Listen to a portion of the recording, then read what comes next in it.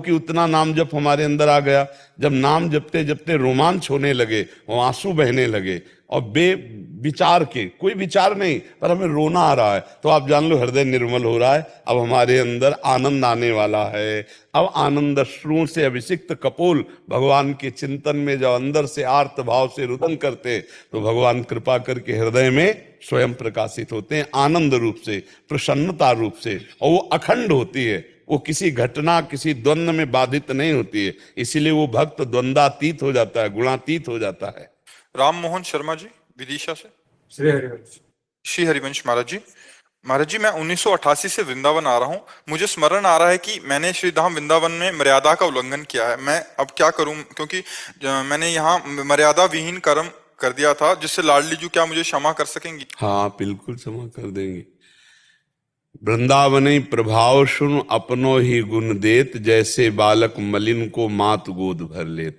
जैसे बेटा बिष्ठा लगाए हो, तो दूसरों की दृष्टि में तो बिष्ठा लगाए बालक दिखाई देगा, पहले बिष्ठा दिखाई देगा फिर बालक देगा, गंदा है, लेकिन माँ को केवल अपना बालक दिखाई देता है। तो बोले वृंदावन का प्रभाव सुनो, वृंदावने प्रभाव सुन अपनो ही गुण देत। वृंदावन अपना गुण देता है, जैसे बालक मलिन को मात गोद भर लेत। ऐसे अगर कोई अपराध बन जाए और हम धाम से अंदर से जलन करते हुए क्षमा मांगे, तो माता की तरह वो क्षमा ही कर देता है, या मानता ही नहीं कि अपराध हो गया है। तो आपके हृदय में जो प्रायश्चित हो रहा है, जो जलन हो रही कि मेरे से अपराध बन गया, धाम कृपालु है, वो क्षमा कर देगा। पर बात यह कि पुनः फिर ना हो, वो पुनरावृत्ति ना होनी चाहिए। हाँ, और कितना भी बड़ा अपराध बन जाए, जो धाम का वासी है, जो अपना शरीर धाम में छोड़ता है, तो धाम कृपा करके उसके सारे अपराधों को क्षमा करके भगवत प्राप्ति कराता है। ये धाम की विशाल महिमा है। वृंदाटवी माँ की तरह प्यार करती है अपने वास करने वालों को। हाँ, वृंदावन प्रभाव सुन अपनो ही गुण देत, जैसे बालक मलिन को मात गोद भर ले। तो जो अपराध बन गया उसके लिए जो जलन हो रही, जो पश्चाताप हो रहा है, यही उसका प्रायश्चित है, और ये अपने आप नष्ट हो जाएगा। आपको उसकी चिंता नहीं करनी, पर पुनरावृत्ति ना हो धाम में, ये बस ध्यान रखने की बात है। हर्षवर्धन सिंह जी गुजरात से। जी हरिवंश महाराज जी, आपके चरणों में दंडवत प्रणाम। गुरुदेव भगवान, शरीर की 10 इंद्रियां रजोगुण तत्व और 5 अंतःकरण सतोगुण, 5 अंतःकरण, 5 अंतःकरण सतो, इन्होंने ऐसा लिखा, सतोगुण क्या? 5 अंतःकरण का 5 अंतःकरण कहा, नाम बताओ। सत्व गुण मूलक है। 5 अंतःकरण सत्व गुण। तो अंतःकरण कहाँ है? 5 बताओ, नाम बताओ। 5 अंतःकरण थोड़ा, अंतःकरण चतुष्टय है, 4 है, मन बुद्धि चित्त अहंकार। अंतःकरण 4 है, 5 ज्ञानेंद्रियां हैं, 5 कर्मेंद्रियां हैं, 3 गुण हैं, सतोगुण रजोगुण तमोगुण। कहना क्या चाहते हो? कह रहे हैं कि जब ये इंद्रियां और अंतःकरण माइक हैं और भगवान तो माया से परे हैं, तो इस माइक अंतःकरण से प्रभु का आश्रय कैसे लें महाराज जी? देखो, माइक माया में लगाने के कारण है, नहीं तुम्हें गीता का श्लोक नहीं याद? इंद्रियाणाम मनस्यास्मि, इंद्रियों में मैं मन हूं, और विभूतियों में पढ़ो मैं ही इंद्रियां हूं, मैं ही त्रिगुण माया हूं, जो सतोगुण रजोगुण तमोगुण मैं ही हूं। पढ़ के तो देखो विभूतियां। जब तुम माया को देखोगे तो माया दिखाई देंगे, और जब कृष्ण की तरफ चलोगे तो ये सब कृष्णमय है, ये सब कृष्ण स्वरूप है। बच्चा जब सृष्टि नहीं थी तो केवल प्रभु थे, और जब सृष्टि नहीं रहेगी तो केवल प्रभु रहेंगे। तो बीच में क्या है? प्रभु ही तो प्रभु है ना। यही बात समझाने के लिए 2 विभाग किए गए, पहला है और दूसरा नहीं। तो जिसमें हम फंसे हैं उसमें पहले उसे अन्वय व्यतिरेक कहते हैं। तो व्यतिरेक माने नहीं, ये नहीं, ये नहीं, और जब हम हटाते हटाते आ जाते है, और जब वहां है में बैठकर देखते हैं तो सब कुछ है। जैसे ब्रह्मसूत्र कहते हैं कि ब्रह्म सत्यम जगन मिथ्या, कहते ना, उसको मिथ्या को हटाते चले जाओ, और जब गुरु प्रसाद से है तत्व ब्रह्म तत्व का अनुभव होगा, तो फिर वही कहते हैं सर्वम खलमिदम ब्रह्म ने नानास्ति किंचन, ब्रह्म के सिवा कुछ है नहीं, किंचन मात्र, केवल वही ब्रह्म ही ब्रह्म है। तो बच्चा, ये इंद्रियां, ये मन, सब कुछ भगवान ही हैं, पर जब तक माया का चिंतन, माया में चिंतन, भोग में चिंतन, कामना में, तब तक इनको हटाने की बात। कि इनको अपना मत मानो, इनको 2 मार्ग हैं, इनके साक्षी बनो तो ज्ञान मार्ग में जाओ, और इन्हें भगवान में लगा दो तो भक्ति मार्ग में चले जाओ। और जब भगवान में लगाई जाती है तो भगवान में हो जाती है। जैसे अगर ना समझ पाओ, लोहा है जब उसे आग में रखते हैं तो आग में हो जाता है कि नहीं हो जाता? और बिष्ठा आग में रख दें तो वो भी आग में हो जाएगा, चंदन रख दें तो वो भी आग में, क्योंकि आग अपना स्वरूप उसे प्रदान करती है। ऐसे इंद्रियां मन जब भगवान में लगती है तो सब भगवत स्वरूप हो जाते हैं, क्योंकि भगवान अपना स्वरूप उसी को दे देते हैं। अब मन मन नहीं, बुद्धि बुद्धि नहीं, चित्त चित्त नहीं, अहम अहम नहीं, श्री कृष्ण। भक्त का मन श्री कृष्ण, भक्त का चित्त श्री कृष्ण, भक्त का अहम श्री कृष्ण और भक्त की बुद्धि श्री कृष्ण, पूरा अंतःकरण श्री कृष्ण। अब गुणों का प्रभाव नहीं, अब श्री कृष्ण का प्रभाव चलेगा। वही सतोगुण, वही रजोगुण, वही तमोगुण जो माया के हैं, जब हम भगवान में लगते हैं तो गुणातीत होकर सब भगवत स्वरूप हो जाते हैं। भगवान में लगने से, चूंकि भगवान ही पहले थे, भगवान ही बाद में रहेंगे, तो बीच में जो कुछ है वो सब भगवान बने हुए हैं। इसी को जानने के लिए दो विभाग किया गया, एक नहीं है और एक है। और जब है में पहुंचते हैं तो सब कुछ है, ऐसा समझ में आता है। और जब हमें काटना होता है मोह, तो पहले ये सब माया है, तो हम नाम रूप भगवान की लीला, भगवान की धाम, भगवान की महिमा जब इसमें लगे और जब अनुभव हुआ तो सब कुछ भगवान है, ऐसा सबको अनुभव हुआ। सी राम में सब जग जानी, सब कुछ प्रभु ही है। चाहे संस्कृत में बोल लो सर्वम कलमिदम ब्रह्म वासुदेवा स्वरमिति ईशावास्यमिदम सर्वम यत् किंचे जगत्याम जगत, और चाहे हिंदी में बोल लो जड़ चेतन जग जीव जत सकल राम में जान, वही प्रभु ही है। ऐसा अनुभव होता है हर भक्त को। समझ पा रहे हो? शिवम जी, मध्य प्रदेश। राधा वल्लभ राधा वल्लभ श्री हरिवंश महाराज जी। महाराज जी, वृंदावन में जब श्री विग्रह बांके बिहारी लाल, राधा वल्लभ लाल, राधा रमन, जब भी कहीं दर्शन करने जाता हूं तो अंत आत्मा में आनंद नहीं होता महाराज जी, जिससे क्योंकि भजन नहीं बच्चा, भजन के बिना आनंद नहीं। बढ़िया बात कह रहे हो, कहीं भी चले जाओ आनंद होगा जब अपने हृदय में भजन होगा। भजन नहीं तो आनंद नहीं। अच्छा, बिहारी जी, राधा रमन जी, राधा वल्लभ जी, ये कोई मूर्ति नहीं बच्चा, ये साक्षात प्रिया प्रीतम बने हैं। ये कहीं जयपुर से बन के नहीं आए, ये यही वृंदावन से स्वयं प्रकट, स्वयं बांके बिहारी जू श्यामा कुंज बिहारी स्वयं मूर्तिमान है। लेकिन हमारे भजन न होने के कारण हमको देखो उनके पास भी आनंद नहीं मिलता।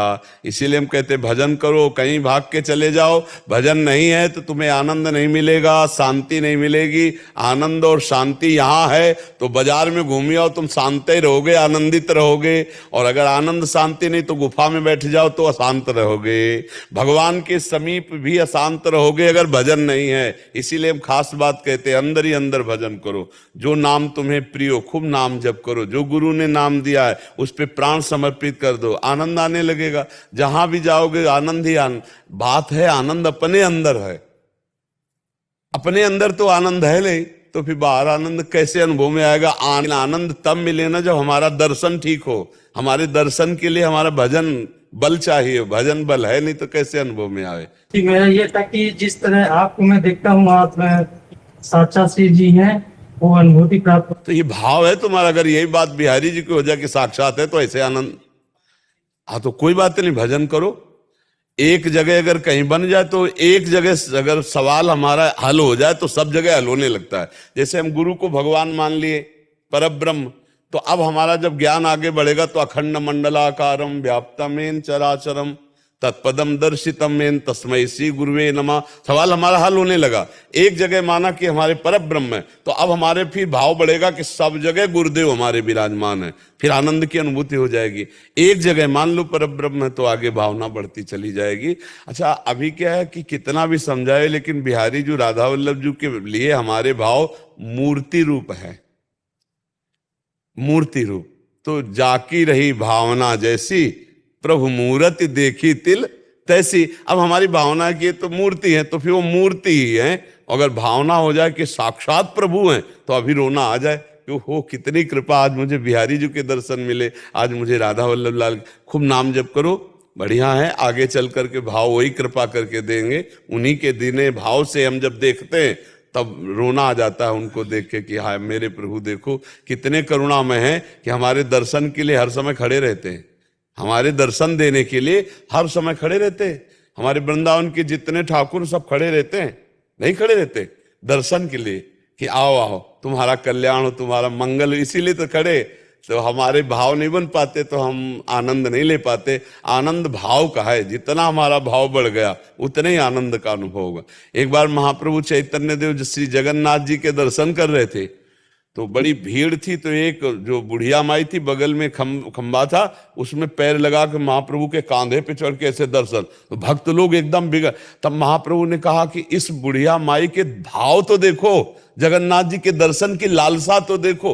महाप्रभु तो भाव देखते ना, दर्शन की लालसा तो देखो, कि उनको कुछ नहीं दिखा, बस दर्शन। और हम क्या है, हम सामने देखते हुए भी कोई सुख नहीं मिल रहा, इसका मतलब हमारे अंदर भाव की कमी है। तो हम नाम जप करें, प्रभु से प्रार्थना करें कि हमें भाव दे, जिससे हम बिहारी जी को देख पाए, हम राधा वल्लभ जी को देख पाए। ये मूर्तिमान प्रभु साक्षात विराजमान है, ये अर्चा विग्रह के रूप में प्रिया प्रीतम स्वयं परिणित हुए बिहारी जी, राधा वल्लभ, राधा रमण। राधा रमण जी तो शालिग्राम थे ना, तो जब उन आचार्य चरण बड़े व्याकुल हुए, जब एक भगत पोशाक दे रहा था तो पूछा आपके ठाकुर जी की पोशाक कितनी कैसी लगेगी? उन्होंने कहा हमारे ठाकुर जी तो शालिग्राम है। और मन में आया कि अगर ठाकुर जी अंग रूप प्रकट करके विराजमान होते तो आज हम भी पोशाक पहनाते। देखा जब श्री ठाकुर जी को उठा ले गए तो शालिग्राम की जगह राधा रमण जी महाराज विराजमान थे। ये साक्षात ऐसे ही निधिवन राज में श्री स्वामी हरिदास जी रोज दंडवत करके ऐसे गान पद किया करते थे। तो विठल विपुल देव जी ने कहा कि प्रभु इधर तो उनका देखो वो रंग भवन है, इसमें देखो प्रिया प्रीतम विराट। तो देखा साक्षात, हम जब कहा देखो तो दृष्टि भी प्रदान की ना, प्रिया प्रीतम। और कहा जाओ झाड़ी लेके आओ, कि ये केवल भावना में नहीं दिखा रहे, साक्षात विराजमान। तो झाड़ी उठा के लाए। फिर विठल विपुल देव जी ने प्रार्थना की कि जगत के प्राणियों को ये दर्शन कैसे हो। तब स्वामी जी ने प्रार्थना की तो श्यामा कुंज बिहारी एक में हो गए, वही साक्षात बिहारी जो निधिवन में प्रकट हुए। तो कोई मूर्ति थोड़ी, साक्षात बिहारी जो, राधा वल्लभ लाल जो, राधा रमण जो, राधा गोविंद देव, ये साक्षात प्रभु हैं हमारे। अब देखो हमको अपने प्रभु को देखने में भी सुख नहीं मिलता, क्योंकि हमारा हृदय मलिन है, हमारे नेत्रों में अभी वो भाव नहीं जागृत है। हमारे कहीं न कहीं हृदय के कोने में बैठा ये तो मूर्ति है। मान लो इधर देख रहे हो तो लग रहा है चैतन्य रूप में विराजमान है, वो तो मूर्ति। तो जैसी हम भावना करेंगे वैसे ही प्रभु हमें दर्शन देते हैं, वैसे ही हमें अनुभव कराते हैं। वो मूर्ति नहीं, साक्षात विराजमान है। गुरु जी, हमारे मन में संदेह है, हमारे मन में संदेह है गुरु जी। अब हमारी एक बात सुन लो, जो तुम्हें गुरु जी ने नाम दिया है उसमें विश्वास है कि नहीं? विश्वास है गुरु जी। तो आप संदेह मत करो, संदेह के लिए अवसर नहीं है। संशयात्मा विनश्यति, आप शब्द को समझिए। साधन और इष्ट के नाम पर संदेह शब्द हटा दीजिए। कोई कृष्ण जपता है, कोई राम जपता है, कोई शिव जपता है, कोई हरि जपता है, कोई वाहिगुरु जपता है, सबके वही परमात्मा तत्व है, दूसरा नहीं। लेकिन हमको जो गुरुदेव ने दिया है हम उसी का जप, हम वही जपते हैं गुरु जी। हमारा ये प्रश्न है, जैसे कृष्ण नाम में जो अड़ है, अड़ कोई उच्चारण नहीं करता, अलग जगह न उच्चारण करता। असली बात आप दोष दर्शन क्यों करते हैं? हम आपसे पूछ रहे हैं, आप साधु होकर दोष दर्शन। हम व्याकरण में जाते हैं गुरु जी ना। आप अपने को देखिए, आप छात्र को समझाइए, पर आप जपने वालों के प्रति दोष दर्शन क्यों कर रहे हैं? आपके छात्र हो उनको आप समझाइए, आप स्वयं शुद्ध जपिए। लेकिन अगर भक्त कन्हुआ बोल दे ना तो उतने में प्रसन्न हो जाते हैं। कन्हुआ बोल दे, आप समझ रहे ना? ये तो भाव की बात हो गई गुरु जी ना। तो वो कृष्ण नहीं उच्चारण कर पा रहा, अगर किशन कहता है तो वो बढ़िया भगवान की प्राप्ति कर लेगा, क्योंकि भगवान जान रहे उसको पुकार रहे हैं। और अगर आप गलती करोगे तो आपको नहीं मिलेंगे, क्योंकि आप व्याकरण पढ़ रहे हो और वो व्याकरण नहीं पढ़े और किशन किशन किशन बोले, उसको भगवत प्राप्ति हो जाएगी। क्योंकि वो उतनी ही योग्यता से वो केवल भगवान को पुकार रहा है। भगवान जान रहे मेरा नाम ले रहा है। भगवान ये बातें व्याकरणाचार्यों के ऊपर देखते हैं कि तुम वेद पढ़े हो, तुम शास्त्र पढ़े हो, तुम त्रुटि कैसे कर रहे हो। अगर एक आदमी ना कृष्णो कृष्णो कृष्णो ऐसे बोले ना तो उसमें भगवान प्रसन्न हो जाएंगे। आपको चाहिए कि अपने व्याकरण और विद्वता का प्रयोग अपनी सुधार में करें और आपके अंडर में जो साधक हों उनको सुधार करें। लेकिन जो भोले भाले नाम जब कर रहे हैं उन पर दोष दर्शन न करें, क्योंकि भगवान उतनी ही पुकार से उसको मिल जाएंगे और आपको नहीं मिलेंगे, क्योंकि आप विद्वान हो। आपको वैसे ही चलना पड़ेगा, तो बिल्कुल शुद्ध बोलना पड़ेगा। और वो अशुद्ध बोल रहा है तो उसे भगवान मिल जाए। कर्माबाई बिना स्नान के खिचड़ी बना के खवाती थी, भगवान पाते थे ना के कह दो भाव। तो आप क्या जानते हो किशन किशन कर रहा, उसका अंदर कितना का भाव है। आप इस बात को समझिए। एक नंग धड़ंग यमुना के किनारे हमारे वृंदावन में रहते और राजकुमारी राजकुमार, राजकुमारी राजकुमार। आप लोग तो जानते होंगे ब्रजवासी, राजकुमारी राजकुमार। कैसे जानोगे किसके भाव को? अगर वो किशन किशन बोल रहा है तो भगवान देख रहे हैं कि मेरे लिए बोल रहा है। दोष दर्शन करोगे तो आपकी बुद्धि भजन से रहित हो जाएगी। गुरु जी, हम आपको किसी शास्त्र से कम नहीं समझते। हमारे गुरु जी हमारे लिए भगवान है। रही बात, हम आपको किसी शास्त्र से कम नहीं समझते। आपका निकला हुआ शब्द हम उसको यहाँ रखते हैं। तो अड़ा की जगह अगर हम ना बोल रहे हैं, सही है ना? ब्रज में णा का प्रयोग है, नहीं ना है ना। जैसे शरण, जहां भी शब्द आएगा वहां णा की जगह ना आएगा। अभी ब्रज भाषा को आपने समझा नहीं। जितने पद हैं आचार्यों के, अधिकतर ना का प्रयोग हुआ है। जहां णा का प्रयोग होना चाहिए ना, वहां ना का प्रयोग हुआ। यहाँ से हमारा मलिन दूर हो गया। हाँ, जहां जितनी ब्रज भाषा देखो, तू ते सखी सयानी, जहां से लिखा है तो तू ते सखी सयानी, हर जगह ना का प्रयोग। हमारे 50 ब्रज भाषा के जैसे पद है, उनमें जहां ना है स्पष्ट। जैसे अगर ब्रजभाषा का पद वृंदावन दास जी लिख रहे हो, नारायण शब्द भगवान का नाम है, तो नारायण बोले, नारायण, नारायण नहीं बोले, नारायण बोले। तो अगर ये बोल रहे कृष्ण कृष्ण कृष्ण और है कृष्ण और कृष्ण बोल रहे हैं, तो ब्रज भाषा में कृष्ण वही माना जाएगा। तो ना शब्द जो है हमारी ब्रज भाषा में ना हटा करके ना बोला गया है। बोल किशन कन्हैया लाल की जय, ऐसे जैसे बोलते हैं ना, तो ये ब्रजवासी भाषा है। इसमें ना का प्रयोग बहुत किया गया है। ना शब्द की जगह यहां ना का प्रयोग किया गया है। हाँ, अब जैसे एक पद में है, शुद्ध शब्द है राधा रमण, और राधा रमन सकल सुख धामा। अपने खेलत रास रसिक ब्रजमंडन, ज्योतिनंस दिए भुजदंडन, जैसे हरिवंश मगन मन श्यामा, और राधा रवन सकल सुखदामा। राधा रवन सकल सुखदामा। और शुद्ध शब्द है, अगर उसमें उच्चारण करते हैं, राधा रमण, राधा रमन और राधा रमन, राधा रमन। णा को हटा के ना, ब्रजभाषा में ना का ही प्रयोग। तो हमें चाहिए कि जो अगर ना भी बोल रहे तो हमें पता है कि कृष्ण बोल रहे। अब शुद्ध शब्द में है कृष्ण, कृष्ण कृष्ण कृष्ण कृष्ण कृष्ण। और जब हम इसी में फंसे थे। हाँ, और जब हमारे ब्रजवासी या ब्रजभाषा के अंदर, तो कृष्ण, एक कृष्ण, णा का प्रयोग नहीं। हजारों जगह हम दिखा सकते हैं आपको, हजारों जगह जहां णा की जगह ना का प्रयोग किया गया है। तो इसको हटाओ। हाँ, और संदेह शब्द उपासना में मत करना। अब भक्तों के जो प्रश्न होते हैं वो जगत कल्याण के लिए होते हैं, वो जगत मंगल के लिए। ऐसे प्रश्न तो कीजिए अपनी उपासना के शब्द में। जैसे एक दो बार राधा, ऐसे कि श्यामा पे, राधा में हमारा इधर गुरुजी, हमें राधा नाम से ज्यादा प्रेम है और हम निम्बार्क संप्रदाय से हैं। तो हम गुरुजी से सवाल किए, कहीं ना जो आचार्य संप्रदाय, क्यों राधा राधा? तुम, हमारा ये कहने का मतलब है गुरुजी कि जो युगल नाम है राधे कृष्ण, जितनी शक्ति युगल नाम है, क्या उतनी शक्ति राधा नाम है? पूरी। हाँ, जानते हो क्यों? क्योंकि रा में रसदात्री और धा में रसपान करने वाले हैं। और जब राधा कहते तो श्री जी देखते हो लालजू बिक जाते, लालजू बिक जाते। अच्छा, ये केवल जपने, हम लोग जानते हो जितने भी वृंदावन वासी सब जुगल उपासना है। नवल किशोर उपासना, जुगल मंत्र को जाप, जुगल मंत्र को जाप, वेद रसकन की बानी, श्री वृंदावन धाम इष्ट श्यामा महारानी, ये हमारी उपासना का स्वरूप है। लेकिन राधा नामयु कार्यम हिनुदिन मिलितम साधना घीस कोटिस त्याज्यो नीराज्य राधा, ये श्लोक लिखा हुआ। अगर राधा राधा केवल कहने को मिल जाए तो करोड़ों साधनाओं का फल त्याज्य हो जाए, सब प्रेम रस प्रकट हो जाए। राधा नामयु कार्यम, राधा राधा जब हम बोलते हैं तो हमारे युगल सरकार मुस्कुराते हैं। राम में श्री जी विराजमान, धाम में धारण करने वाले रस श्री लालजू विराजमान। अरे वृंदावन राधा नाम